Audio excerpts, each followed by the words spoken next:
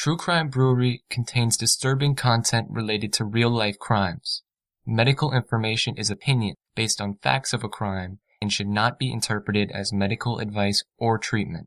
Listener discretion is advised.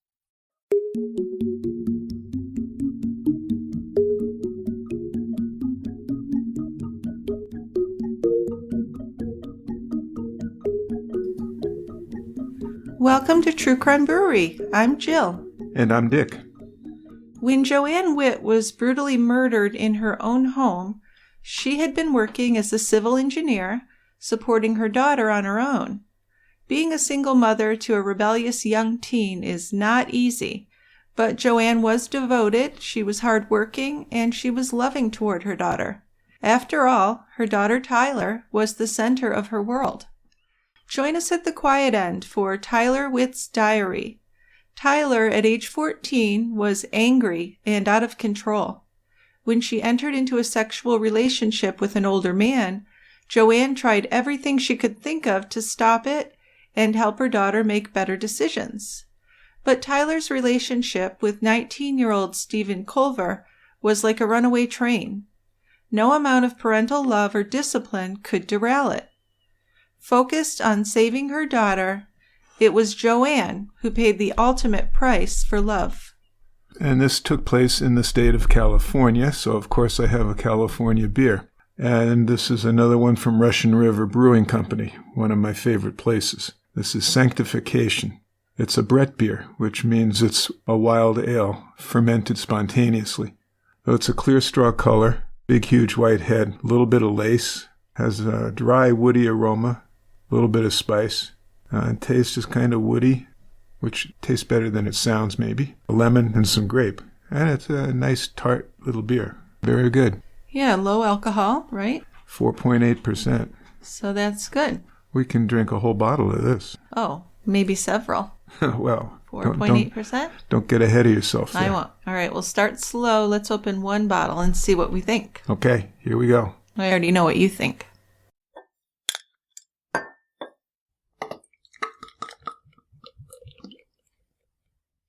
All right, come join me down here at the quiet end, if you will. And I'm going to have you start out this story. Fascinating story. I was really surprised we hadn't heard of it sooner. Yeah, it's a sad story. Well, they're all sad. All of them that we do are sad. This one is tough. So by all accounts, Joanne Witt loved and wanted the best for her daughter. Their relationship, however, was at times very strained. The trouble between Tylar Witt and her mother Joanne began in early childhood. When she was just a 5-year-old, Joanne hit her in a moment when she lost control of her anger. She was driving in the car. Tyler is screaming and kicking. When they got to daycare, one of the providers noticed a red mark on Tyler's face. So Joanne confessed to striking her daughter, and CPS was contacted. After the report of abuse, Tyler was put in foster care and then moved into the custody of Joanne's parents while Joanne took parenting classes. So I'm wondering, as an aside here, this is one time she slapped the child. Yeah, I think so. And she's taken out of the home, placed in foster care. I know. It does seem a little... So I'm thinking that it must have been something else. Well, I don't know if there was more abuse or if Tyler was just very difficult for her to deal with. So they wanted her to take parenting classes. Yeah, you can take parenting classes and still have custody of your child. Sure. Yeah, I don't know. I've looked into it as far as I could, and that's all I could find out. Another question I wasn't able to answer is, where was the dad? It doesn't seem like he was ever in the picture at all, and I'm not sure why. Single mother, yep. Right? Yes. I've read things from the parents, the brothers, about her being a single mom, but no one ever mentioned the father. So I almost think she planned to have a child on her own. Yeah. She just found a sperm donor. I think she might have, yeah. But regardless, this is the way things happened. Right. So Tyler was eventually returned to her mother's custody. But according to Joanne's parents, Joanne was afraid to discipline Tyler after that. And as Tyler got older, she recognized the power that this gave her. So whenever her mother said no to something that Tyler wanted to do, Tyler would threaten to call the police or CPS. She just had absolutely no respect for her mother's rules or her mother's feelings. Well, for most of her childhood, Joanne and her daughter were very close. According to family and friends, Joanne worked hard to provide Tyler with a really beautiful home and all the things she wanted. But Tyler had more power in the relationship than what was healthy, it seems. As Tyler reached her early teens, she became rebellious to the point where physical fights would happen between her and her mother. Joanne felt out of control a lot of the time. There was no doubt that Joanne tried to take excellent care of her daughter, though. After that episode when Tyler was 5, there's no indication that Joanne was an abusive parent at all. But Tyler was prone to throwing out the words abusive alcoholic about her mother when she was upset with her. Joanne had lupus and was on medication. But when she got tired as a reaction to the medication, and if she had a drink or two, Tyler would be extremely critical of her. And just, tell her friends that her mom was a useless drunk and things like that. So it wasn't very nice. Sure wasn't. Then when she was 12 or 13, Tyler began getting into trouble at school. She ran away from home more than once. And in the months before Joanne was killed, she had been trying to crack down on Tyler's misbehavior and offer more discipline. But then this would lead to violent fights, where Joanne would try and get Tyler to stay in her room and Tyler would hit her mother. The CPS was brought in several times. Tyler told them that her mother was a drunk who beat her. Now, there was no sign of alcoholism or abuse, and Tyler was not removed from the home at this time. Her accusations of being abused were just not proven, and she never had any injuries. So in 2009, 19-year-old Steven Colver was living in El Dorado Hills, California. He had the nickname Boston, not because he'd ever lived there, but because he had a speech impediment where he would leave the R's off of words like a Boston native would. But he had gotten some speech therapy and mostly had overcome that. He liked to spend his spare time at a local coffee shop where he had friends who shared his interests. So he was into a gothish kind of look, and he would wear black clothing a lot. And he also loved to watch and read Japanese anime and manga. So overall, people liked Steven, and this included many adults and even his friends' parents. Jacqueline Epperson, for example, the mother of Steven's friend Courtney, said that he was reliable. She trusted in Steven and would allow her daughter to go places with him, knowing he respected her rules and would not mistreat her daughter. Jacqueline saw him as a young man with a strong work ethic. He was self-motivated and very helpful to others. And his long-term goal, he told her, was to become a math teacher. So that sounded like a very honorable, realistic goal. Yeah, this sounds okay to me so far. Yeah, so he did seem okay to a lot of people. He enjoyed cooking, and he even liked to make his own original ice cream flavors. After Steven took a job at an ice cream parlor, he got permission to experiment with different ice cream flavors and invent his own combinations. So for some time, there were samples of his recipes for customers to try, and some were even added to the menu. Despite Steven's love of anime, which includes bloody confrontations and fighting, no one thought of him as a violent guy. In fact, he seemed peace-loving, and he had no history of violence at all.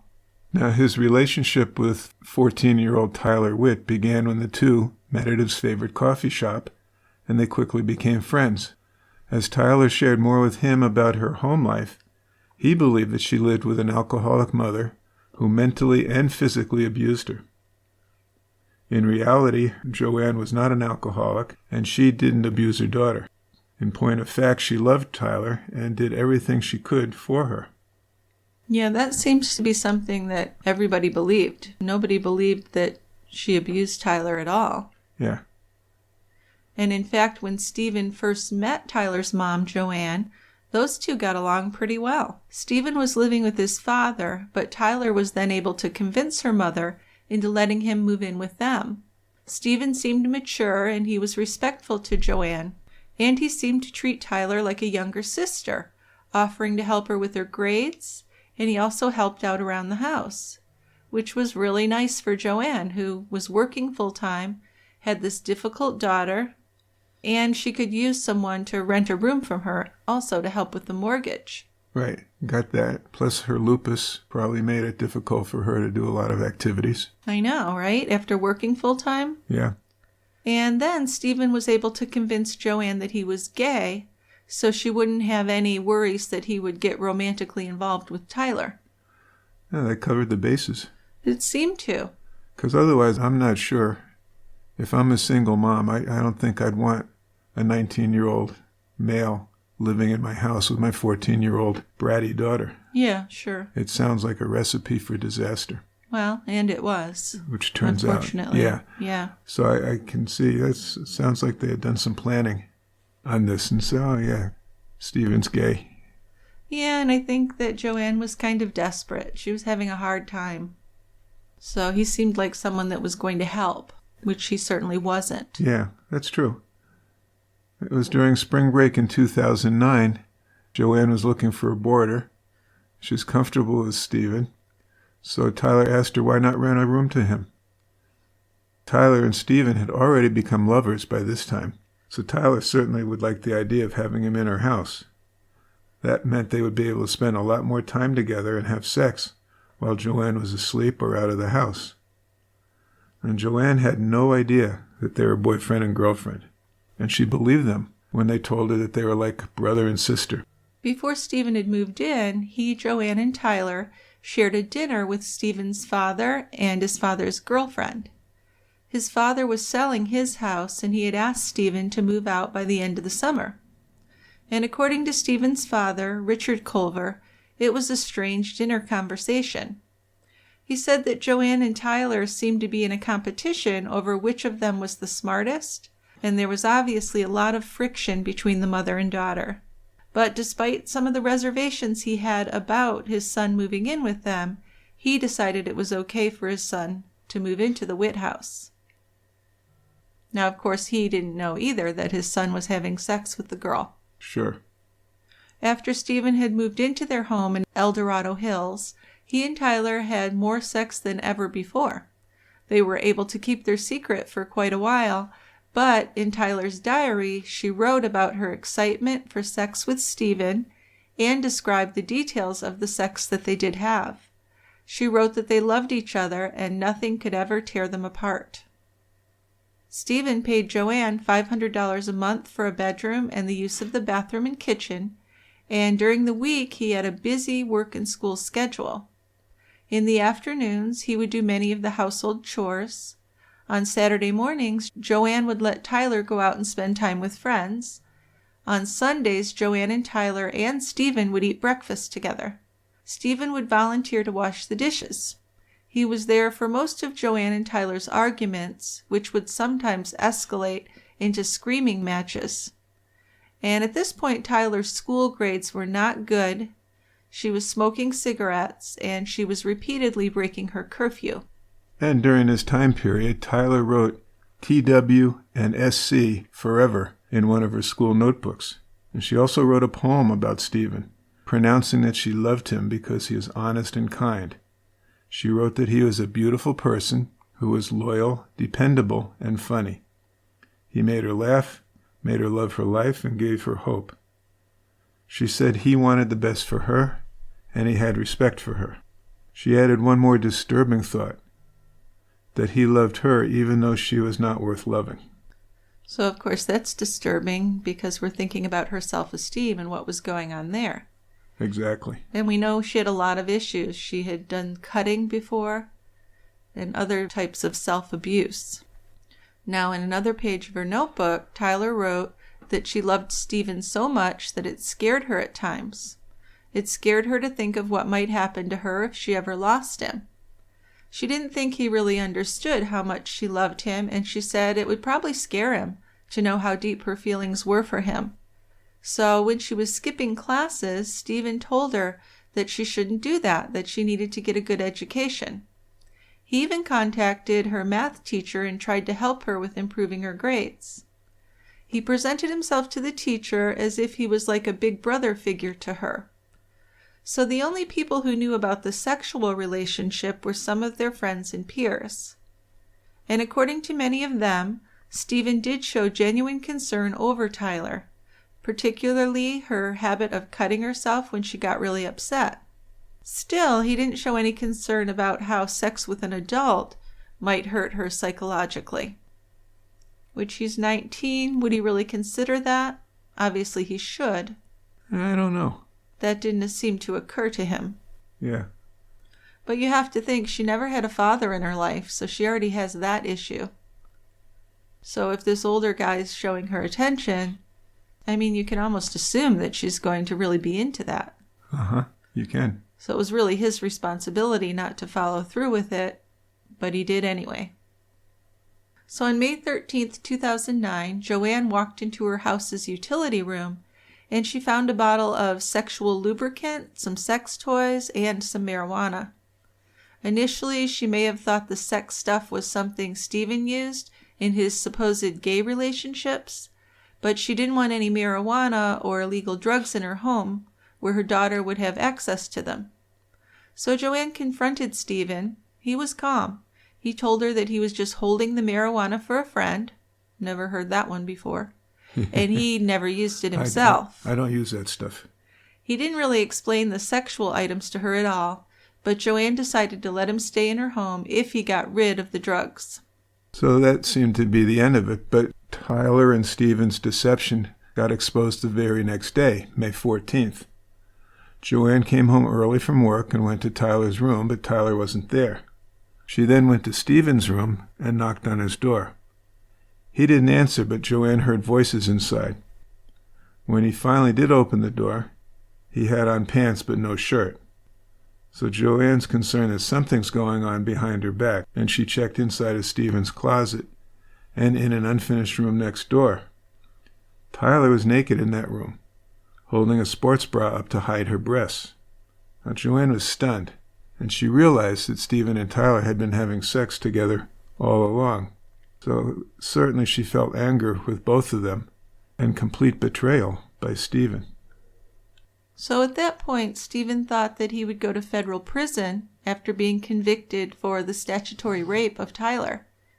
They had no idea at that point if Joanne was going to turn Steven into the police, but she did stay remarkably calm as she dealt with this new reality.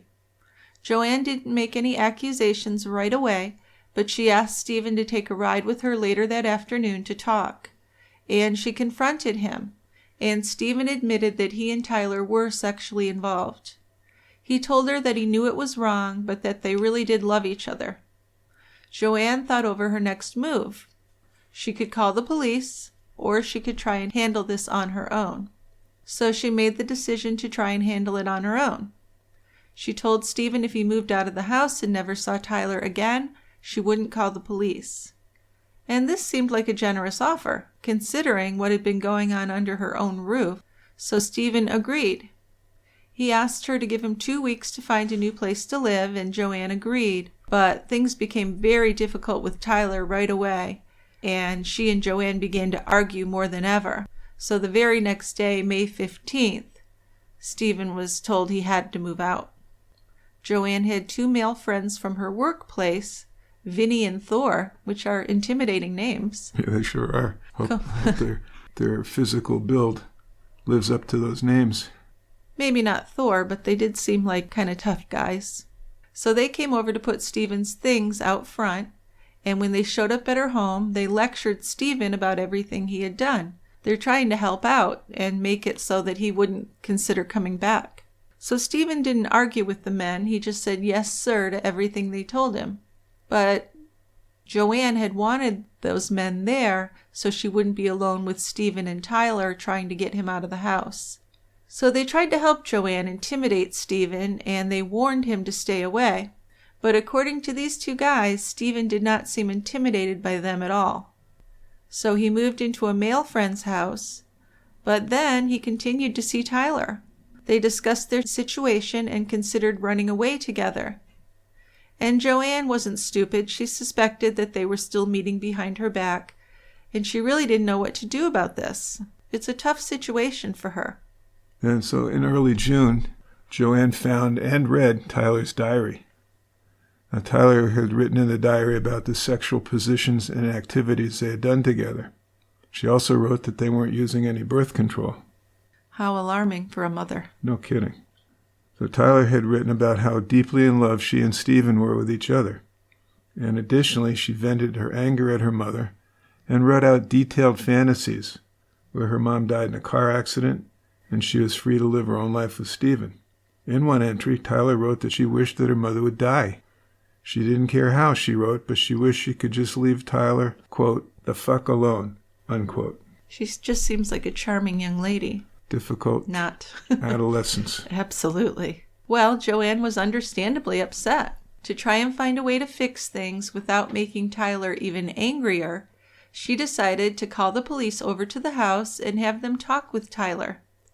Then, if Tyler refused to confess to what had been happening with Steven, Joanne would give the diary to the El Dorado County Sheriff's Office as evidence. Detective Ken Barber came over to the Witt house on June 10th to talk to Tyler. And Tyler said later, "He asked me about my relationship with Boston. I told him it was purely a brother-sister relationship, no sex. I was never going to get Boston into trouble." So after this, Tyler called Steven and they talked about it. But the next day, Joanne told Tyler that she had handed over the diary and also a towel that had been on Boston's bed to the police. Tyler cried and screamed at her mother. She knew that the details of her and Steven's sexual relationship were in the diary. So apparently, there was also DNA evidence on the towel that would relate to Tyler and Steven. So this all led to a huge fight, and Tyler insisted on leaving the house. And Joanna told her no, so Tyler called 911 pretending to be Joanne. She claimed that her daughter had attacked her and wanted her taken from the house. But this was just Tyler's way of trying to get out of the house. She had attacked her mother and thrown things at her after learning that Joanne had turned over the diary. Eventually, Joanne got on the phone and explained the real circumstances of the argument. She admitted that she felt unable to control her daughter and was very concerned. Tyler could be heard yelling at her mother in the background. She was taken to juvenile hall, but she was released and sent back home within a few hours. So I take it Joanne has been trying to get psychiatric help for Tyler? I mean, she's trying to do everything she can to help her daughter. That's a good question. I don't know if she was in therapy, but she certainly should have been, and maybe on medication. She definitely had some serious issues. Why, yes. Because at the time of that call, Joanne was injured by Tyler. She had gotten violent. And maybe she should have left her in juvenile hall and made sure she got help. But I think she always had that guilt hanging over her ever since Tyler had been taken away as a child. So she didn't really follow through with things as harshly as maybe she would have otherwise. Yeah. But nothing seemed to deter Tyler. She wasn't afraid of the police or anything. She kept calling Steven and complaining about having searing pains, stomach aches, anorexia, and migraines, and she kept asking to see him. When summer school began for Tyler, Steven would sometimes pick her up from where her mom dropped her off, and they would spend time together in his car. But then it wasn't long before Steven started going over to see Tyler at her house when Joanne wasn't at home. So they're falling right back into these patterns which are forbidden. Same old habits. Yes. So Steven didn't go in through the front door because then he would have to drive to a locked gate with a security code. Both he and Tyler were afraid that Joanne would find them out. So Steven drove to the schoolyard behind the house and climbed over a fence, and then Tyler would meet him in her backyard. Tyler later admitted that on some of their daytime visits, when they both knew Joanne was at work, he and Tyler were having sex again. Joanne may have thought that Tyler's relationship with Steven was over. But in reality, Tyler was continuing to see him, and the only real change was that she was angrier than ever at her mother. She blamed Joanne for ruining her one happy relationship. One time, Tyler lied and told her mother that she's going over to a girlfriend's house, when she was actually meeting up with Steven. When she figured this out, Joanne called the El Dorado County Sheriff's Office and told them everything that had been happening between her daughter and Steven Colver. Which they already should have known, but I guess she was just letting them know that it hadn't stopped. I would think. I mean, they've been called previously. Right, and they got the diary. Yeah, so they know. So the police did pick her up, but Tyler lied again, saying that Steven was only like a big brother to her. And when asked why she'd been naked next to his bedroom, she said she'd been changing her clothes and just wanted his opinion on her outfit. Now, I can't imagine they believed that. But Tyler and Steven had their story straight because when a deputy called Steven, who was working at Rubio's restaurant at the time, Steven told him the same story that Tyler had. So to the deputy's repeated questions, Steven said that he was fond of Tyler, but that they'd never had any intimate relations. So I guess they had no real evidence to the contrary, although I would think the diary would be something. Uh-huh. But the deputy said he couldn't arrest Steven for statutory rape at that point. Okay. Then for what happened next, we only have Tyler's version. She claimed that after dinner, the police left her house and she went upstairs. She said that she went to bed and around 2 a.m, her mom came into her room and yelled at her.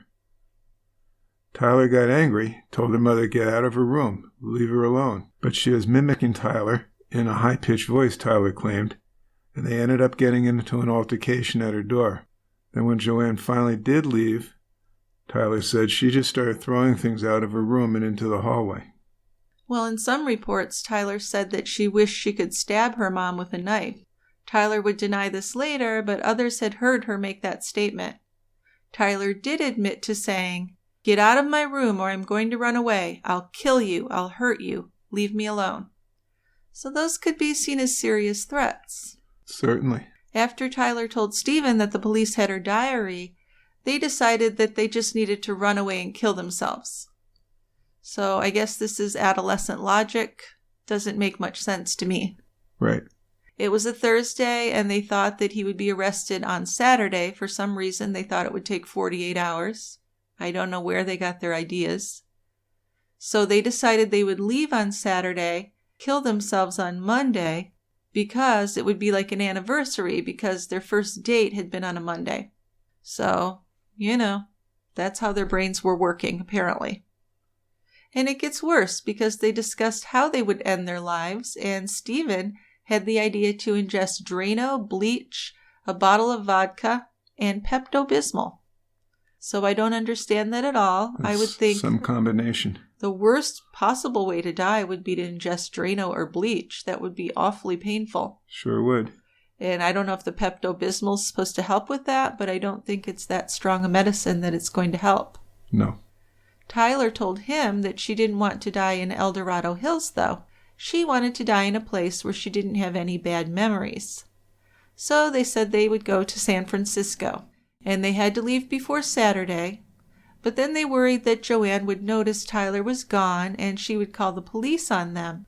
So it was crucial, Tyler said, that they made sure Joanne didn't tell the police. So Tyler would say that she and Steven then planned that they would kill Joanne on Friday night, and that would solve the problem. She told him they'd have to use a knife, and Steven was going to come over Friday night, and then it would happen.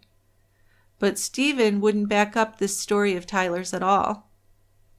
Steven later claimed that he had no knife with him when he arrived that Friday night. He visited while Joanne was at work, and he left the house by the time she came home. Tyler and Joanne went to the store, and Joanne said she was sorry for reading Tyler's diary. She said she understood why her daughter was upset, and then she offered to get Tyler her favorite candy and ice cream. Now after that, according to Tyler, they went home, and Tyler played video games until around 10:30 p.m. and then went upstairs to bed. So this is, kind of a spoiled girl. Well, that's an understatement. Yeah, well, I don't want to be too judgmental about it, but she seems like she just expects everything to be given to her, and she's not respectful to other people. Tyler said that she stopped by her mother's room and saw that she was asleep with the TV on. She noticed a glass of gold-colored liquid on her mother's nightstand, and then she said she became really angry that her mother had broken her promise to her not to drink. So she turned off her mother's TV and went to her room. And then she called Steven. She said that she was really mad, and she just vented her frustrations on Steven. She then suggested that it was a good time to kill her mother because she was drunk. So Tyler decided that she would put Vicodin in her mother's drink in case she woke up, and she said that Steven agreed to this plan. Well, Steven later had a very different version of what had happened. He said, "I got to work about 3 o'clock and did my regular routine. Tyler called me a couple of times, which was normal for that period of time. I worked a normal shift and it ended around 10 o'clock. I didn't leave there until 10:15. Steven claimed that Tyler never mentioned to him anything about killing Joanne. But Tyler said, "The plan was I would get off the phone and I would call him again when I was sure that she was sound asleep. He would come over and come inside the house and kill my mother. So I went downstairs to the medicine cabinet to get the Vicodin bottle, but it wasn't there. I checked in my mom's car and it wasn't there. So I went back into the medicine cabinet to see if I could find anything else." So Tyler said that she ended up crushing up some vitamins and putting those into her mother's drink. I don't understand the rationale there at all, what that would do. No, I think there's something she read somewhere, or claims she read somewhere. It's just stupid. Ridiculous. Yeah. But according to her, Joanne got up between 11 and 11:30 to let the dog out. Then she washed out her glass and went back to bed. And according to Steven, he got a call from Tyler around 10:30 that night. She was upset and crying. She asked him to come by her house because she was so frustrated and angry with her mother getting drunk and breaking her promise not to get drunk again. Steven tried to explain to her that it was a bad idea. They wanted to kill themselves, and it was a bad idea for him to go over to her house, especially in the middle of the night, and especially since the police had the diary describing their relationship. But eventually he conceded. Because she had kept asking and pleading, he said he got into his car and went to El Dorado Hills. He called Tyler around 11 o'clock to let her know that he was at the school behind the house. Tyler called back saying she heard her mom wake up or something, so he needed to wait. She told Steven to wait 20-25 minutes until she was sure her mom was asleep. So Steven said that he waited at the school, smoking a cigarette, and waiting. After about 40 minutes with no call, he tried calling Tyler, but it went straight to her voicemail. Then a couple minutes later, she called him. Steven would recall she was frantic on the phone. She was panting. I thought she was crying. She was upset. I tried to reassure her, and she told me to come around to the side of the house. Now that was unusual because normally for our evening visits, I would come by the back, stay by the back fence, and stay off the property. I tried to convince her that I should not come by the side of the house, but I eventually conceded. I thought maybe she needs a hug from me. So I walked into the backyard through the side gate door. The dogs came up, and I knelt down beside them and started playing with them. Tyler wasn't outside yet, so I sat there waiting, trying to figure out what was taking Tyler so long. Eventually, she cracked open the door on the side of the house, whispered my name, and asked where I was. I stood up and started walking toward the door. She flung it open and came out. But Tyler would tell a different story about what happened that night. She told investigators, "I was sitting on my windowsill and I saw him walk onto the driveway and go through the back gate. His car was parked at the school. It was because my mom had told me that when you type in the code to get into our gate, she would know about it later. So I thought that if he came through the gate using our code, that it would get logged. So I had told him not to come in through the gate, but to go to the school. He'd been doing that since my mom had told the police. When I saw him, I went downstairs, went through a side door, and I smoked a couple of cigarettes with him in the backyard. We talked, and I was really edgy in talking about going to San Francisco. It was a pretty quick conversation about what was going to happen. I said, 'Okay, I'll go inside. You go upstairs, and then just go through her door. Her door is open.' And he had a knife with him. He showed it to me. He got it from where he worked. It was wrapped in a Rubio's restaurant plastic bag. Finally, we got enough nerve to go back inside the house. I opened the door and let him inside. We were walking and I heard a creaking noise, and I thought it was my mom getting up. So I told him to go wait in the bathroom that was across from the laundry room downstairs. I went upstairs to check, and she was still sound asleep. I came back downstairs, got him out of the bathroom, and I led him upstairs. He had a knife in his hand. He was holding it like he was going to chop something and cook it. We went into the room, and I was sitting with my back to one of the doors waiting, and I didn't hear anything. So I peeked in the door, and I saw him posed. He was practicing. He was trying to see the angle that would work best. He was holding the blade facing outward and moving his arm and elbow. When I saw that, I went to my position by the door. I was waiting for the noise to start, and then I heard rustling. My mom woke up. There was a knife in my hand. I stood up, and I was in the doorway. I couldn't do it. I couldn't go inside. I put the knife on a counter beside the bathroom door and went back and sat down against the door. With my hands over my ears, I closed my eyes and hummed, but I did hear her tell him to stop once. Tyler then claimed that she had put her hands over her ears and hummed in order to block out the sounds of Steven killing her mother. She said that he came out of the room holding the knife. She hugged him and told him that everything would be okay. She saw blood on his pants leg, and he had what looked like a bloody teardrop near his left eye. Steven later stated that none of that had happened. He said when Tyler flung open the door to the house, she was holding a kitchen knife in her hand, and she had a red stain on her pant leg. He said he didn't know what to expect, but because she wasn't coming towards him in an aggressive way, he stopped and waited for her to say something. Then she said, "Boston, I did it. I finally did it. My mom is gone forever." And Steven would claim to be shocked by what Tyler had done. She tried explaining that the police would come soon and she would go to prison. He wanted to get out of the house and told her that they needed to leave. She said she needed to grab some stuff, so he followed her upstairs. In Tyler's version, she said, "I went into my room, got my bag that the clothing was in, and I had some other stuff. I told Boston not to touch anything. Before I went downstairs, I told him to wait, and I was going to close the windows and the blinds and turn on the air conditioning. When I went back to the room, he held up a SpongeBob blanket so that I couldn't see my mother, and he kind of draped it over her. Then we went downstairs, and I got another one of my bags. I looked for any alcohol that might have been left in the house, but it was locked up. So we went out through the garage door, and I let him out. Then I closed it and locked it from the inside and went out the doggy door." So it's kind of funny to me, not funny haha, but strange, that the liquor's locked up, so what, you're not going to break open the liquor cabinet, but you're okay with killing your mother? Right.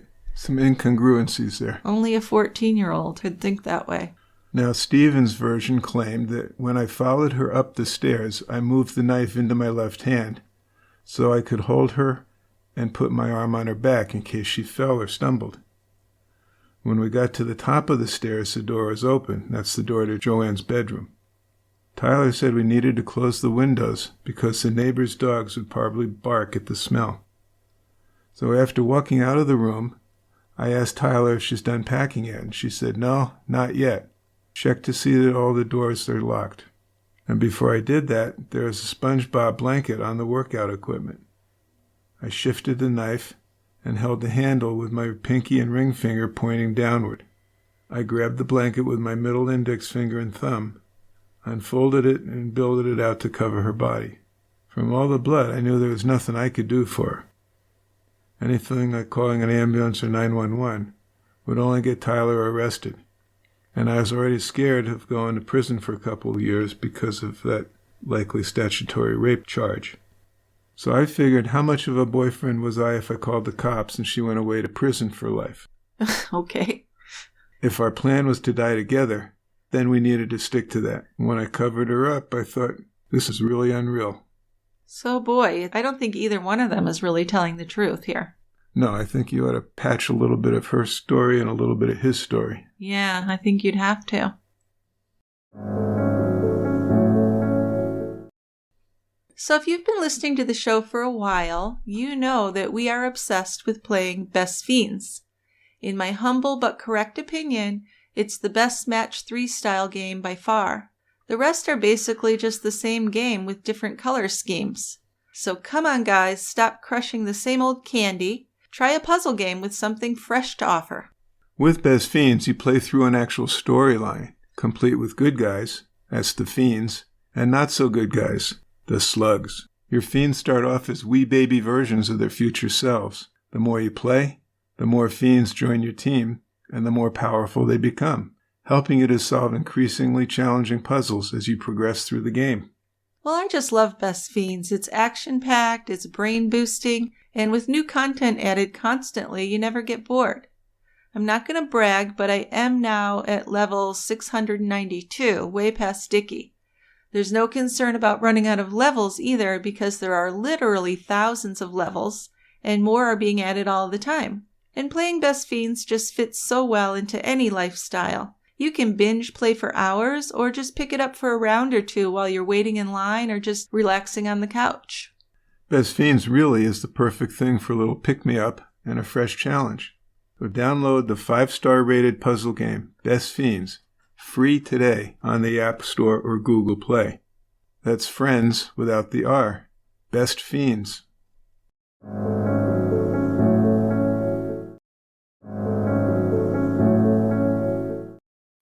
In one version of the events told by Tyler, she was the one who closed the curtains and turned on the air conditioning. She said later she did this to make the neighbors believe someone was at home when it got hot outside during the day. But later she would say that Steven turned on the air conditioning so her mother's body would not decompose as quickly, causing an odor. Tyler continued her story from there, stating that she and Steven went to his car and drove to his house. They didn't talk at all about what had happened, according to Tyler. They went to his dad's house and Steven comforted her as she cried. But she wasn't crying for her mother. She was crying for herself and for what would happen to her now. Steven burned his bloody clothes in the fireplace and took a shower, she said, and then they stayed there for about an hour. They then drove to the library parking lot in El Dorado Hills and slept in the car. Then they went to the Holiday Inn parking lot and tried to sleep there. They only slept for about 30 minutes, she said. Now, Steven later on would describe things differently. He said, "We drove to my dad's house. When we walked in, I turned on the lights and sat down in the room. Tyler saw the fireplace and said, 'We need to burn these clothes.' My dad had a supply of logs behind the garage, so I began collecting some small pieces of wood to use as kindling to start a fire. I went back to my car to grab a set of my clothes because I wanted everything burned. She had touched me with bloody hands, and I didn't want anything remaining. So after starting the fire, I added the clothes, almost one at a time, because I didn't want to accidentally snuff it out. Around then, Tyler told me the last thing her mother had said to her, 'Please don't kill me, I promise I won't.' And she never finished the sentence. Then Tyler asked me what I thought her mom meant by 'I promise I won't,' and I told her I didn't know. I told Tyler we should take a shower and clean everything off. I added the last piece of clothing to the fireplace to burn while we were taking a shower. It's about 2 a.m. by that point. We needed to lie down and get some sleep. So we were at my house for a couple hours, then we drove to the El Dorado Hills Library, just trying to find a place where we could park and get a couple hours sleep. We were there only 45 minutes to an hour, and I saw a security guard passing by and stopping and looking at our car. So I didn't want to talk to him or explain anything. From there, we drove down El Dorado Hills Boulevard toward Jackson Elementary School. We were parked at Jackson, and my idea was to move Joanne's car, park it down in a remote area, and then just leave it. But when we had gone there and I opened the door, beginning to walk back to the house, all of a sudden we heard a siren, and we froze. So I told Tyler it was a bad idea to go back to the house. We left the area, went to a Safeway. So next, Steven said they went to get a cranberry drink from Starbucks for Tyler. He asked her what she thought they should get for their trip to San Francisco, and she said that they should get hair dye to dye their hair and make it difficult for anyone to recognize them. I just get the feeling from a lot of what she said that this was an adventure to her. She was kind of enjoying it.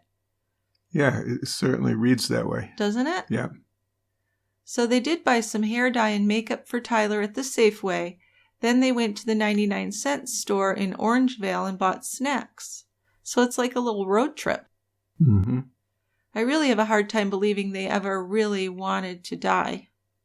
But they went to a bank where Steven withdrew cash, and then to a Home Depot, and they bought some rat poison at the Home Depot as part of their new plan to poison themselves. After Home Depot, they drove to the Sports Authority, where Steven bought a new pair of biking gloves. Now, if he was going to kill himself within hours, why did he buy biking gloves? I don't know.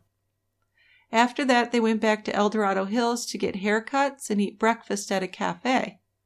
Now it was about 10 a.m., and Steven called his friend Matt Widman, asking if he and Tyler could come by his house. So they went to Matt's house and dyed their hair in his bathroom. Both Tyler and Steven said that they told Matt Widman that they were going to San Francisco to kill themselves. They didn't say why they were going to commit suicide, but they all went to the town center to buy some marijuana and ecstasy. And what happened next was important because Tyler and Steven had very different versions of this.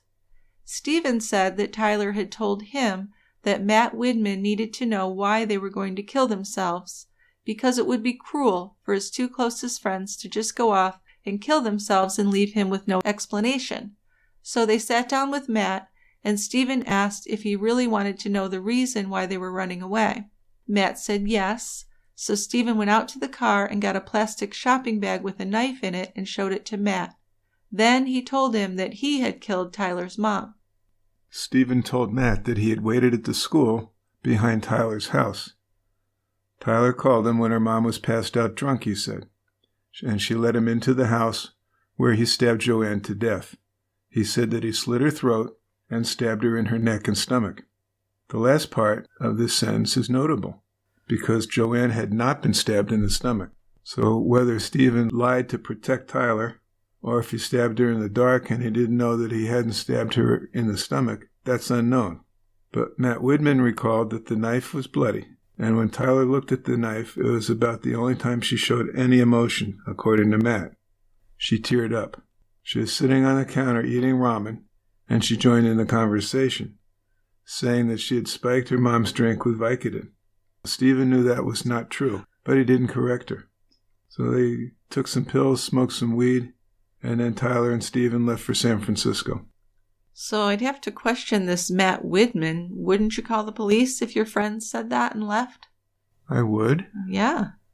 But maybe he considers himself a really good friend and an ally, and he's going to help. Well, why not at least stop their suicides? If not getting them in trouble for the mother, you think he would at least try and stop that. Yeah, that's true. Although maybe he didn't think they were actually going to go through with it. He might not have, because I'm not sure they were going to anyway. But the next morning, Steven and Tyler were just like tourists in San Francisco. They window shopped at the Chinese shops, and they watched the cable cars. Steven recalled that they got there around 2 a.m, and they stayed in a cheap motel. Then they looked at some tourist sites, and they went to stay at a better place, the Holiday Inn. And during their stay in San Francisco, Steven texted his coworker Dylan and told him he was out of town and he was never coming back. Tyler later said that they went back to the hotel, and there was a table beside the bed that was big enough to sit around, and they sat there and wrote goodbye letters to some family members and friends. Steven also wrote a letter to whom it may concern. He wrote that when people were in love, they would speak in analogies, travel through the pits of hell, walk across the country barefoot, or suffer the most brutal of tortures, all for the sake and well-being of their loved one. But he wrote, it is the true test when faced with the task of taking the life of another to be with the one you love. So that doesn't make him look innocent at all. Not in the least.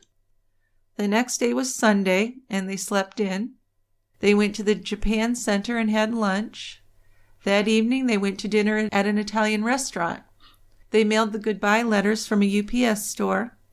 Then sometime during their stay at the hotel, Tyler went onto the internet to look at MySpace. Tyler and Steven may have trusted Matt Widman not to tell anyone what they had told him. But Matt had spoken to a friend, who in turn had spoken to another friend named Graham. And so Graham wrote to Tyler, "You sicken me beyond anything." Tyler replied that she hadn't been involved in the murder, but she did get to be with Steven now. And for her, that was all that mattered. This MySpace conversation went back and forth between Graham and Tyler. He insisted that she was involved in the murder of her mother, but she insisted that she wasn't. She even wrote on her MySpace account that she had nothing to do with it, and neither did Boston. Graham wrote in disbelief that it didn't make any sense that anyone else except those two would kill Tyler's mom. Tyler answered, "Well, what does it matter? What if we did?" So the next day was Monday, the day they were supposed to kill themselves. So they mixed rat poison pellets with cake and mixed it with some milk. Also some Fruit Loops, I guess. And they ate it around midnight. Tyler said she had some stomach pains the next day, but Steven was fine. Since they hadn't died like they'd planned, they thought about some other ways to kill themselves. So Tyler said they thought about using razor blades or jumping off the roof of the hotel. They looked for a place to jump off the building, but the staircase had a gate, and they couldn't get on it together at the same time, so one would have to jump first and then the other. But Tyler said she was really afraid of heights, so she passed on this option. While Tyler and Steven were in San Francisco talking about ways to die, no one at Joanne's job had seen or heard from her. Joanne had taken off from work unannounced before because of problems with Tyler. Joanne's friend and co-worker, Vincent Catapano, that's the Vinny who'd come over before to help get Steven out of the house, thought that Joanne and Tyler had planned on going camping together so that Joanne could try and talk to her and maybe get through to her. But when Joanne didn't call or show up for work on Monday, June 15th, Vincent was really worried. He told Joanne's supervisor that Joanne had been having trouble with her daughter and her daughter's boyfriend. So they called the sheriff's office to do a welfare check at Joanne's home. A deputy went by the house, but the doors were locked, and no one answered the door or the phone. So Joanne's father, Norbert, and one of her brothers, Michael, were contacted and asked to come over and check inside the house. They did, and what they found was just a terrible, shocking, bloody crime scene. Yeah, I just can't imagine. Joanne was lying on her bed, covered in blood. She'd obviously been dead for days. Because of past reports Joanne had made to the sheriff's office about her daughter and Steven Colver, an all-points bulletin, APB, was put out by the sheriff's office right away to find them. And soon there were TV broadcasts with photos of Tyler and Steven. Since Tyler and Steven were busy wandering around to the south of San Francisco, they probably didn't see any of these photos, but they may have heard something on the radio about Joanne's body being found. Steven would mention that later to the investigators. On June 17th, 2009, Tyler and Steven were walking around in the city of San Bruno when an off-duty police officer, Michael Garcia, saw them kissing. Now, they looked to him just like the photos of Steven Colver and Tyler Witt, except these two had darker hair. So the couple walked into a mall after their kiss and walked towards a dumpster. And when Garcia pulled up beside them, they were changing clothes. Garcia identified them and then arrested them. Now, the June 17 issue of Placerville's Mountain Democrat newspaper had the headline, "Woman Found Dead, Daughter, Boyfriend Suspected." The article read that Joanne Witt, age 47, had been found murdered in her home. There was a large photo of the police activity around Joanne's home, along with photos of the suspects and the victim. Well, the arrests were a shock, but they were also a relief to neighborhood residents. It was a shock that Joanne's daughter was involved in her death, but it was also a relief that there wasn't a serial killer loose in their neighborhood. Reporters started talking to Joanne's neighbors and co-workers. Vincent Catapano said that he planned to have dinner with Joanne on June 12th, and Joanne had told him that she wanted to take Tyler camping over the weekend, and she wanted to leave her car with Vincent and use his pickup truck. When she didn't come by, he thought, well, she'd probably just used her car to go camping instead. Vincent said that there had been many times in the past when Joanne would forget plans because she had to deal with her daughter's constant problems. He said that Tyler was always Joanne's number one priority. Vincent also told reporters that Joanne had let Steven live with her when his parents had moved out of the area. He knew that Joanne and Tyler had had an argument about Steven on June 11th because Joanne had left the office early that day to talk to her daughter. And Vincent had tried calling Joanne several times on Saturday morning, but got no answer. When he heard the news of her murder on Monday morning, he was just devastated. He said Joanne was a smart, caring woman, and everyone at work really loved her. According to Vincent, Tyler had been a typical 14-year-old before she got involved with Steven. Tyler had already been acting out some, but everything went downhill when Steven came into the picture. Joanne had found drugs in the house because of Steven, and the 19-year-old had started a sexual relationship with Tyler. So Tyler and Steven were taken back to El Dorado County for their first court date. Deputy District Attorney Lizette Suter's statement of facts on the case included the sexual affair between Tyler and Steven, Joanne finding out about it, and Steven moving out of the house and promising not to ever contact Tyler again. When Joanne found Tyler's diary, she knew that she was lying. Tyler's diary detailed her sexual encounters with Steven, and she bragged about deceiving her mom. Joanne had told the detective about the diary, and when Tyler refused to tell them the truth, Joanne gave the police the journal. So it was the prosecution's theory that this prompted Tyler and Steven to their decision to kill Joanne. After being arraigned, a decision was made to try both Steven and Tyler as adults for first-degree murder. It didn't matter if Tyler was still only 14 years old, because this was such a heinous crime.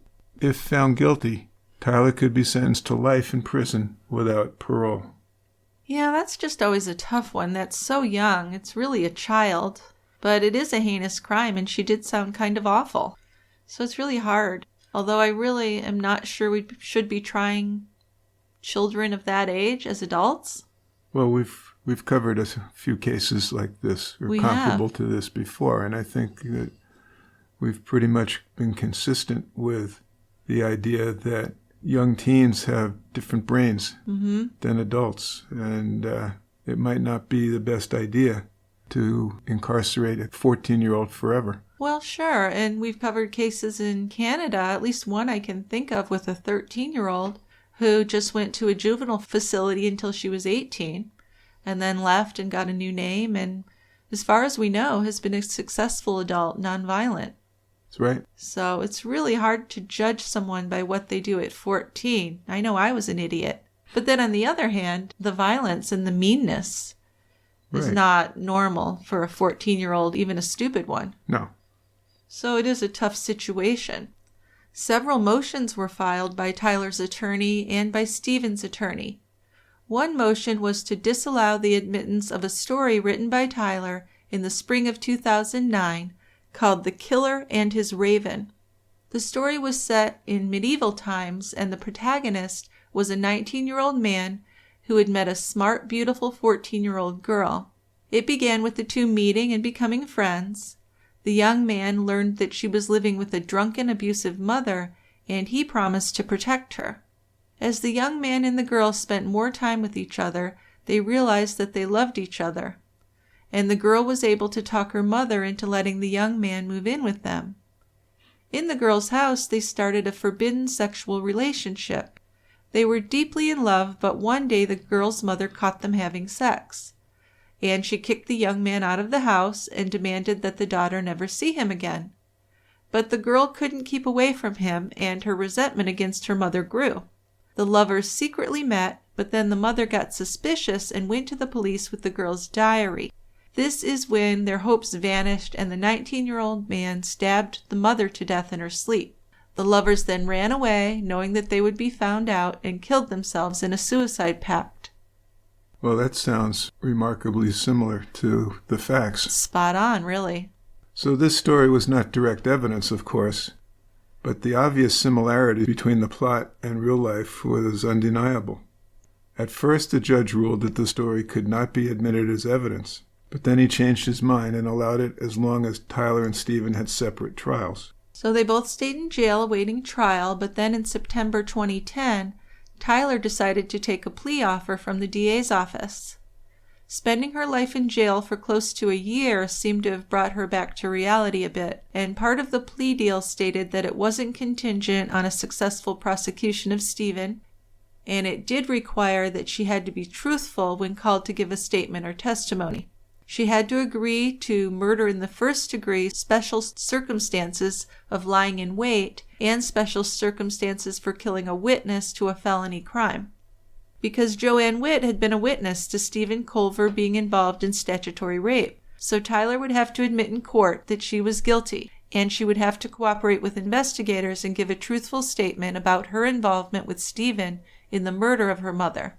The statements had to cover the events before the murder, during the murder, and after the murder. Tyler also had to go with a detective to the location where the knife used to kill Joanne had been thrown away by her and Steven. And she would have to waive her right to appeal once she was sentenced. So the DA agreed that after the sentencing of Steven Colver for the murder of Joanne, charges of first-degree murder against Tyler would then be reduced to second-degree murder. Tyler would then be sentenced to 15 years to life, and there would be consequences for Tyler if she violated any part of this plea deal. Yeah, if any of her testimony against Steven was proven false, the plea would remain in effect, but Tyler would get 25 years to life. So both Tyler and her attorney, Mark Ralphs, agreed that they had read the plea agreement and agreed with the things written there. So the agreement was signed by Tyler, Mark Ralph, and the DA on September 17, 2010. Steven's attorney told reporters that Tyler's plea deal made things simpler for his client. It clarifies our position that he didn't do it, he said, because he did not arrive at the house until Joanne Witt was already dead. He added that there was no evidence that Steven had ever intended to hurt Joanne. It was Tyler who had kept saying she wished her mother was dead. Well, before the trial, Steven's attorney was allowed to read a Child Protective Services report about Tyler. Then jury selection for the trial finally did begin on May 3, 2011, and that only took a week. Opening statements began on May 17, 2011. The deputy DA, Lizette Suter, told the jurors that this was a case about a 19-year-old man and a 14-year-old girl and their love affair. She said that Steven cut Joanne's throat with a knife and stabbed her at least 20 times. The motive was that Joanne Witt was the only person who stood between him and Tyler. She admitted that there had been bumps in the road between the mother and daughter, but Steven was a dark individual who was obsessed with anime, blood, gore, and death. She said he had a fetish for knives as well. So overall, she said that he was the killer, and he had been a bad influence on Tyler. Now, Steven's attorney, Dane Weiner, said that Steven was a hardworking young man who went to college and wanted to become a math teacher. It was Tyler who was the dark individual, he said. She had pulled Steven into her lies because she was a master manipulator. The murder was not committed by Steven, he said, but by Tyler. Steven was infatuated with Tyler so much that he went along with her plans, even telling friends that he killed Joanne. But it was a lie, he told, to protect Tyler. He took responsibility for an act he did not commit. Well, and if that's true, he really screwed himself over. If that's true. If that's true, then she really manipulated this guy. Well, it is a truly noble gesture. Yes, I note some sarcasm in your tone. No, not me. No.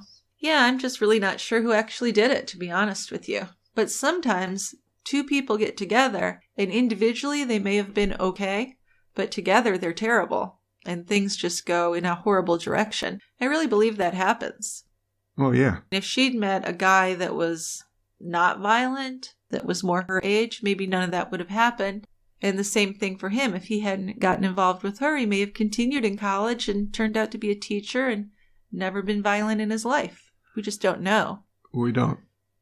But Weiner added that Steven arrived at the Witt house after Tyler had already killed her mother. Joanne had been stabbed more than 20 times, and it looked like she hadn't put up much of a struggle. Several of the knives were missing from a block on Joanne Witt's kitchen counter, but it was unknown if detectives had even searched for them. Weiner proposed that Tyler could have used one of those knives to kill her mother.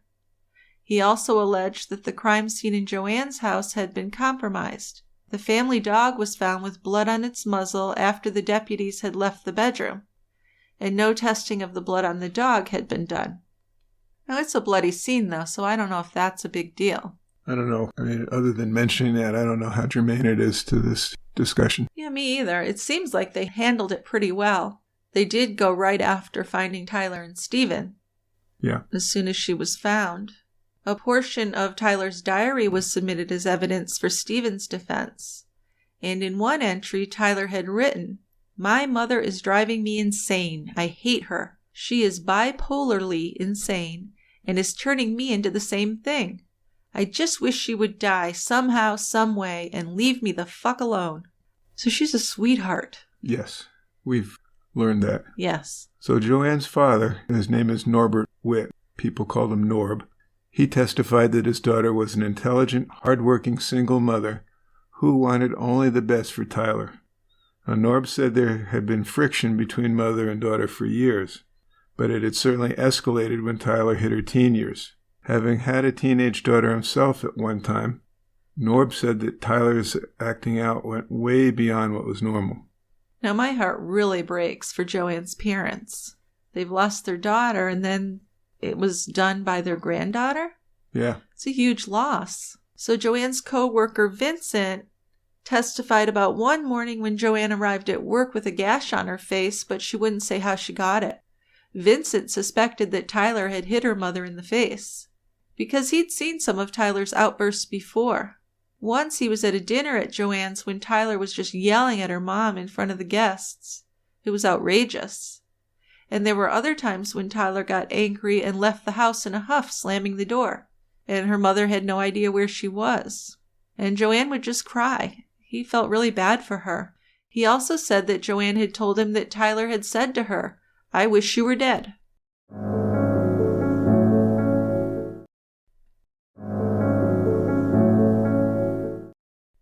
Dylan Deutsch, who was a peer of Tyler's who had known her for years, testified that Tyler seemed sincerely happy when she talked about her mother dying. He had heard Tyler referred to her family life as DM, which was an abbreviation for Devil's Mafia. On the day before Joanne's death, Dylan and Tyler had both been in summer school together. During a break, Tyler told him, "If she died, I wouldn't be sad."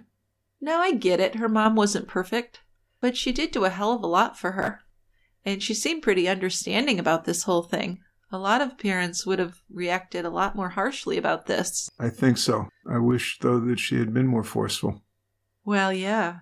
I think that incident when she was little, that we don't completely understand, really had a long-term effect on Joanne's parenting. And Tyler sure turned into a horrible brat. Yeah. Well, maybe there was more to it than was suggested, and Joanne was afraid that she might be found out or something. Maybe. Or maybe she was afraid her daughter would kill her, which turns out is not unreasonable. On direct, Matt Widman said that Tyler and Steven came over to his parents' house on the morning of June 12, 2009, and told him they planned to kill themselves. Later that day, Steven showed Matt the bloody knife. He said that he stabbed Joanne in the throat and stomach and killed her. Matt continued by saying that Tyler had heard her mom die, and Joanne's last words to Steven were, "No, Boston, no." Matt surprised everyone when he admitted that he had a romantic relationship with Steven Colver at one time and had considered him to be his boyfriend. So there was a bit of truth to the gay thing. Maybe he was bisexual. Yeah. Seems like he probably was. Well, maybe he was just experimenting. That's true, too. Well, Matt testified that Steven was one of the nicest people he had ever met, though. He never had seemed like the kind of person who would do something like this. On cross-examination, Matt said that Steven seemed withdrawn and quiet after the murder of Joanne, but that Tyler didn't seem bothered at all. He'd previously heard Tyler say that she wished her mother was dead, but he had never heard Steven say anything about wanting any harm to come to Joanne. So if Steven killed Joanne, it would have been at the desires of Tyler. Right. I don't think he would have done that just to save himself from being arrested. No. So evidence that was found when the detectives entered Tyler and Steven's room at the Holiday Inn included bags, cups, cans, clothes, and food. A half-eaten red velvet cake was in the room, along with boxes of decon rat poison. So I just don't see this as a serious suicide attempt. No, it's not. And I'm not one to write one off at all, even a call for help, but who would care what they're eating like that, you know? Mm-hmm. Just the stuff they bought and the things they did. I don't buy it. No, I don't either. There was a bedsheet with a red stain on it that had been thrown into a corner of the room. There were 2 plastic bowls of cereal with pellets of rat poison. And thrown onto the floor of the bathroom were several towels that had red stains on them.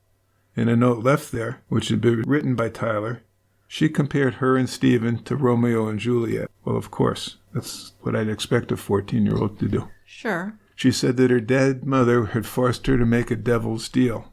The note went on. I hate you, Mother. I hope you never forget that. I want Steven and I to be buried together. We loved each other. Although I was young, I knew my love was true. Well, Tyler testified against Steven. By that time, she was 16 years old, but her attorney had dressed her to look like a very innocent young girl.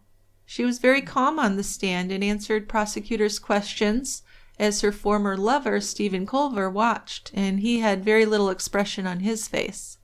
Tyler described the events leading up to the murder, including how she had tried to spike her mother's drink with vitamins because there was no Vicodin left in the medicine bottle.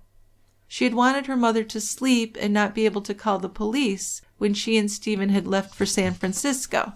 But according to Tyler, Steven showed up at the house with a 10-inch butcher knife taken from Rubio's restaurant. Tyler said that she then grabbed a knife from the kitchen, and they both walked up the stairs to her mother's bedroom. When Steven made a few practice slashes in the air with a knife, she said she got scared. She couldn't go inside the bedroom. She said that she sat down in the hallway and cupped her hands over her ears.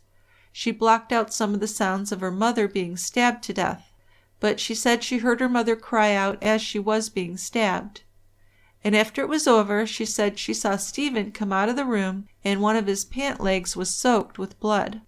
And then when Tyler was asked by Steven's lawyer if Steven had been wearing any gloves when he supposedly killed Joanne Witt, Tyler said, yeah, he was wearing gloves. Surprised by this answer, Weiner sarcastically said, and of course, you mentioned that detail to Detective Lensing and Miss Suter? Tyler seemed taken aback by this. She answered, he usually wears gloves, so I probably didn't. I just don't remember looking at his hands. Weiner asked, are you just adding details as you go? Tyler said she wasn't, that she was just trying to remember what had occurred. And she was a little snarky from what I gather. Yeah. Not intimidated by anyone and just kind of still had an attitude. She did claim that she had found religion and then made the decision to take responsibility for her role in her mother's murder, and that's why she had accepted a plea deal. But Steven's attorney brought up another possible reason for her taking the plea deal and agreeing to testify, and that was to get less time in prison with a reduced charge of second-degree murder. Bingo. But Tyler replied, I'm just here to tell the truth. Of course. So crime scene investigator Jeremy Buckman introduced the letters left in a car that Steven and Tyler had abandoned in San Francisco. In one letter, Steven had thanked his mother for instilling in him a sense of moral justice. He went on to write that he appreciated her raising him to be polite and considerate of others. And then he wrote, I regret to admit I have not given her the praise she most certainly deserves. I love her very much. I wish I could have been a better son to her. Steven compared his love for Tyler to Angel Sanctuary, a series of manga comics that delved into some dark themes. Yeah, so to this day, Steven's mother believes he's innocent. But Buckman next showed a letter written by Tyler to Steven, and in it she wrote, I love you more than I could ever explain. The only thing that I could think and dream about was you. And she urged him to keep on fighting to keep their love for each other hidden from her mother and all adults. She told him they must hide it in the darkest shadows. And at the end of the letter, she told Steven to burn it. And, obviously he hadn't. No. After Buckman's testimony was completed, both the prosecution and the defense stipulated that since Tyler had been in jail, she had attended church every Sunday, which I'd say big fucking deal. Yeah, no kidding. Investigator Sean Eastman spoke of the plea deal that Tyler had made with the DA's office and her promise to reveal where the knife was that had been used to kill her mom. She said the knife had been dropped down a storm drain near Steven's father's house after the murder. But the first search for the knife came up empty, so they went back a second time. But even with the help of the El Dorado County Department of Transportation, they couldn't find the knife. It was possible that the knife had been washed away during a storm, or it was possible that Tyler was lying. Right. And you know why she might do that is if it was a knife from her house, because she'd already said that Steven brought a knife over that he used to kill her mother, a knife he'd gotten from the restaurant where he worked. So Deanna Kaser, a senior criminologist with the California Department of Justice, testified that male DNA was found in the right and left-hand fingernail scrapings of Joanne Witt, but they couldn't directly link the DNA to Steven. During her testimony, though, she was adamant that the male DNA found on Joanne's fingernail scrapings came through direct contact, and it could not have been an innocent transfer. Also presented was DNA evidence from a bloody hand towel found in Tylar's room after the body of her mother was found. Kaser told jurors that the towel tested positive for blood and that DNA on the towel came not from Joanne but from Tylar. Now, Tylar had no signs of injury at the time of the murder, right? No. So Steven took the stand in his own defense. He admitted to prosecutors that he had repeatedly lied to his friends, family, and the authorities, not only to protect himself, but also to preserve the relationship he had with the 14-year-old Tylar.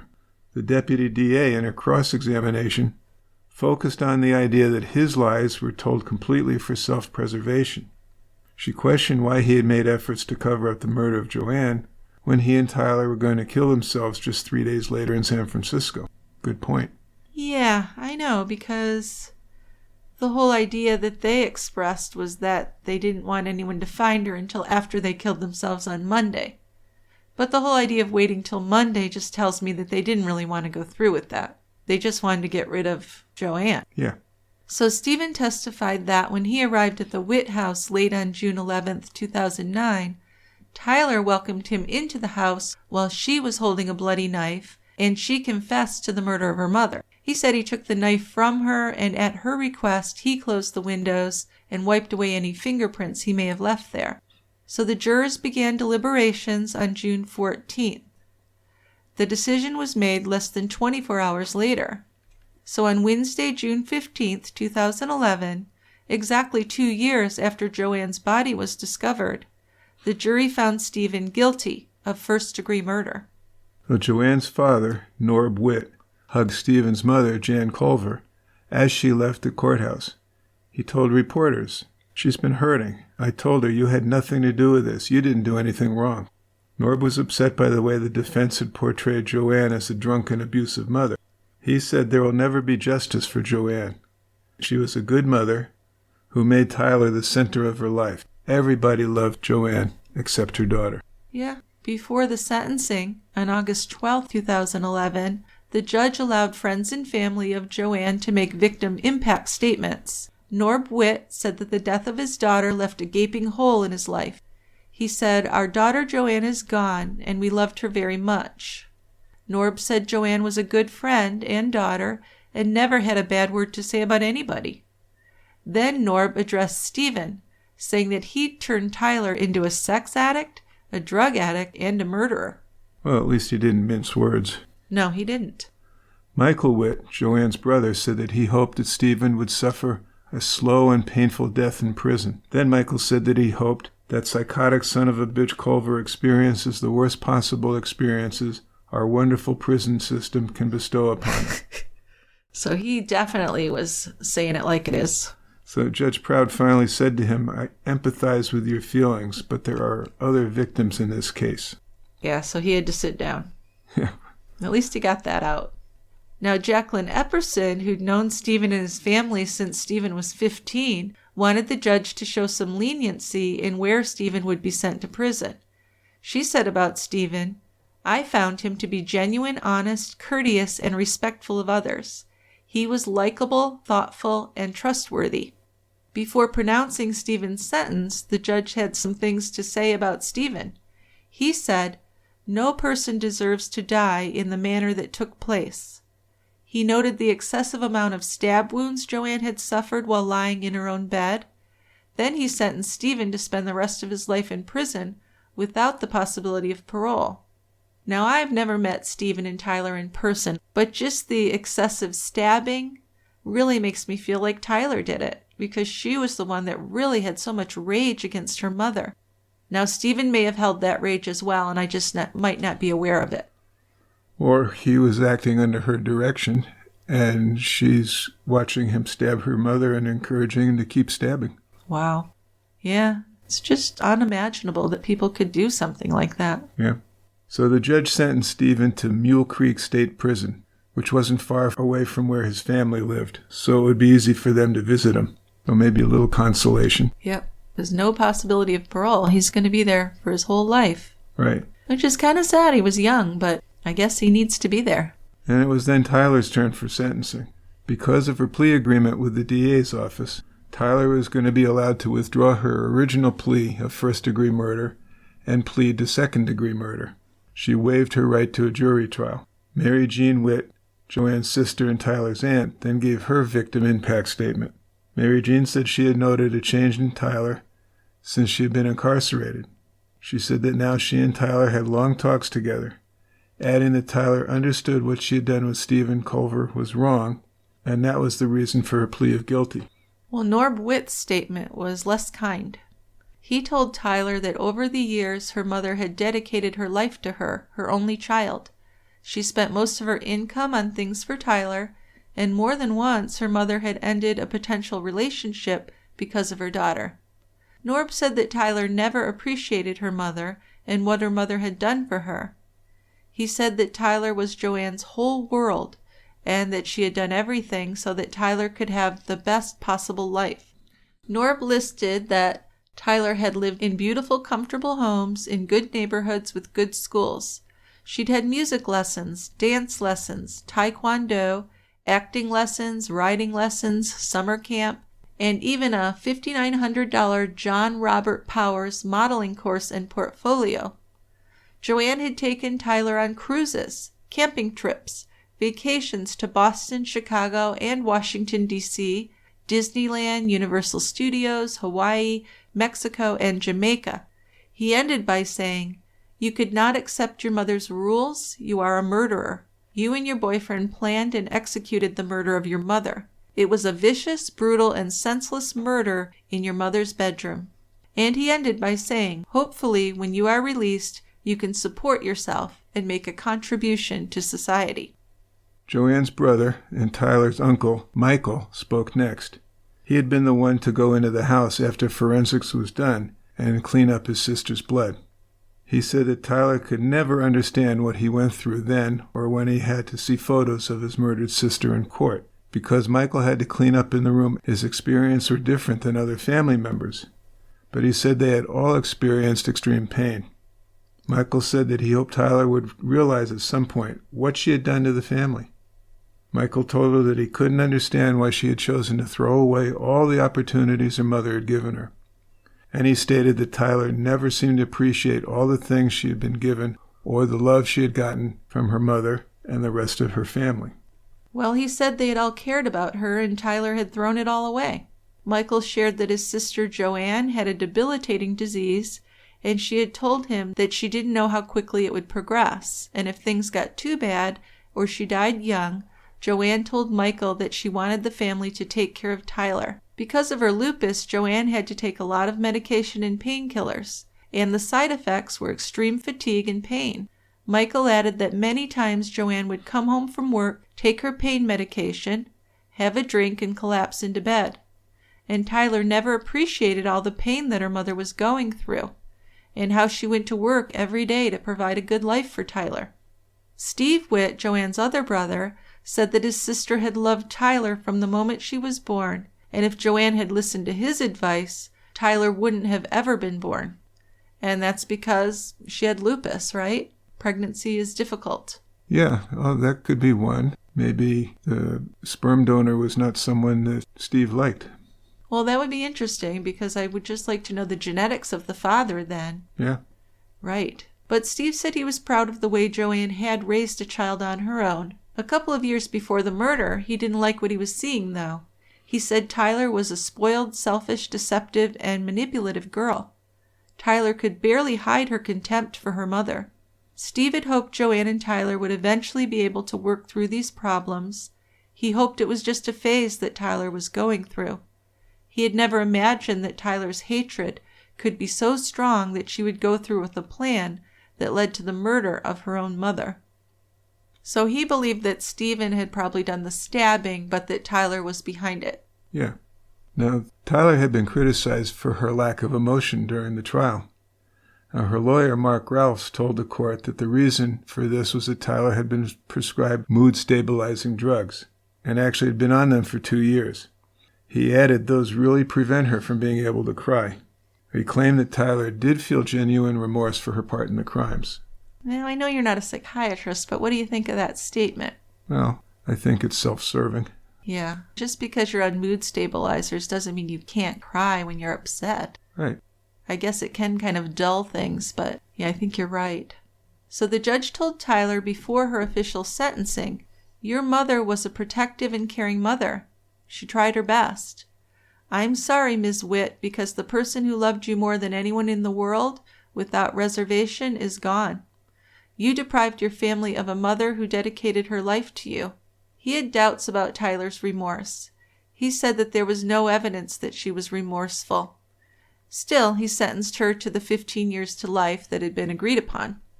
Right. Then a month later, in September 2011, Tyler was interviewed by 2020, and she said, "When I found out that he," that's Steven, "was going to point the finger at me, the only thing I could question was that he told me that he was going to love me no matter what, forever." Then she said that their suicide had failed because God didn't want it to work. Maybe I needed to be punished on earth. Oogly doogly. Uh-huh.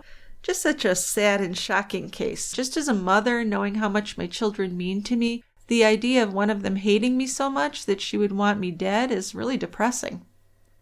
The idea that a child would murder their mother just seems so out of line with everything we believe about parents and their children. And with Joanne, she wasn't perfect, but she did try really hard and devoted most of her time and money to her daughter, it seems. Tyler writing off her mother as a drunk when she had lupus and was likely exhausted most of the time is just cruel. And I know teenagers can be cruel. Yeah, they certainly can. But it's just awful. So Tyler's eligible for parole in 2024, and Steven doesn't have that chance. Is that fair? I guess. He was an adult. Yeah? Yeah.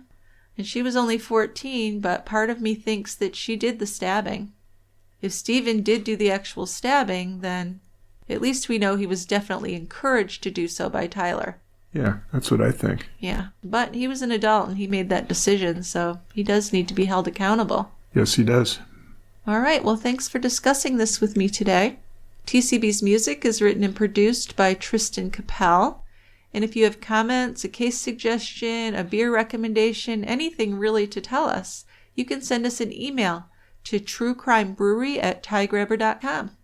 You can also go to our website, tiegrabber.com, and write your comments for us there, or leave us a voicemail. And your voicemail may be played on an upcoming episode, and we'd love to hear from you.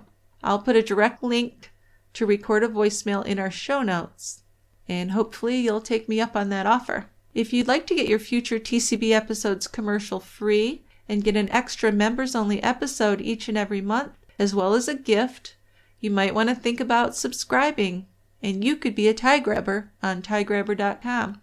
Cool. Also, if you enjoy this show, we would really appreciate it if you could leave us a review on iTunes or wherever it is that you listen. So let's do some feedback. Why don't you start us off with a case suggestion from Michelle? Well, actually, it's 2 case suggestions from Michelle. And that's who we got. Oh, so we just have one email with 2 suggestions. That is correct. Okay, so this is a very short one. Let's do it. Let's skip the praise and jump to the stuff. Okay. Thank you for the praise, Michelle, but we're going to deal with these case suggestions. Yeah, well, she thanks us for being a bright spot in her day. Thank you so much. That's very sweet. I distilled it down to that one sentence. That's everything, really. So Michelle says, as I mentioned, I'm still making my way through the library of old episodes. So apologies if you've already covered these. But here are 3 cases I'd love to see you present. First is a classic, the killing of male prostitute Danny Hansford by Savannah antiques dealer Jim Williams. And we've talked about that. This is all from the book Midnight in the Garden of Good and Evil. And we've discussed this case, and I'm sure we're going to do it at some point. We just haven't gotten around to it yet. Now the second case, and the third case for that matter, these are cool. The second case is another one full of quirky characters. The killing of wealthy, elderly Texas millionaire Marjorie Nugent by mortician and man-about-town Bernie Teed. So interesting. There's even a 2011 movie, Bernie, about that one. Might be fun to watch. I don't know about you, but I've seen it. I haven't. Okay. Unless you're talking about Weekend at Bernie's. No, this is one where Jack Black plays the younger man, and I think Marjorie is played by Shirley MacLaine. Oh, we'll have to look at it. It's a good movie, yeah. And a very sympathetic killer, which is interesting, because not a very sympathetic victim. No. No, so it's an interesting story, sure. So, and then lastly, the murder of Kentucky beauty Brenda Sue Schaefer by the horrible Mel Ignatow, who through photographic evidence obtained after the trial finding him not guilty, was proven to have committed the killing. One of the few actual illustrations of double jeopardy, and how frustrating it can be when it gets turned on its head. So those are two interesting cases. The thing that was impressed on me about the Marjorie Nugent murder, Bernie was her companion. Right. Now, at the time of his companionship, he was 38 and Marjorie was 81. So just a minor 40-year age difference. Sure. But she was very wealthy. She was extremely wealthy. And she was emotionally abusive to him. Oh, so you're saying that's okay that he killed her? Not saying it's okay, but you can, more than most cases, you do have a little sympathy for him. Okay. Yeah. Well, we'll check into it. This double jeopardy thing, though, I find fascinating. Yeah. Because one of our favorite movies has been Double Jeopardy with, what's her name? Judd? Ashley Judd. Ashley Judd and Tommy Lee. Yes. Where a woman actually gets convicted, but her husband, I'm going to spoil it, but her husband isn't really dead. He sets her up as his killer, and he's a fake death. Mm-hmm. So then when she gets out of jail, she can kill him. She could. Without being arrested for it. Now, I don't know if that's ever happened in real life. Yeah. But this case that Michelle brings up is real and very interesting. This man was found not guilty, and then they found proof that he was guilty. And that's why a lot of the cases take longer than we want to be solved, because prosecutors are afraid that someone's going to get found not guilty, and then the evidence will come later, and it'll be too late to do anything about it. But how long can you delay it? Sometimes there's a balance there. This evidence, it was found under a floorboard or something, so wow. It probably wasn't findable or easily findable. The other thing, the double jeopardy meant that he wasn't going to be tried again for the murder. He did serve a couple sentences for perjury, which I know, minor detail. Well, I would also wonder, did the family file a civil suit at least and get that against him? I don't know. So that would be an interesting thing to look into. We're going to look it up. Okay, great. Well, thanks, Michelle. You have a special place today, our only feedback person. That's right, you're famous. All right. Well, thanks everyone for listening, and keep the feedback coming. We'll play more of it next week, and we'll see you next time at The Quiet End. We'll save a seat for you. Bye-bye. Bye, guys.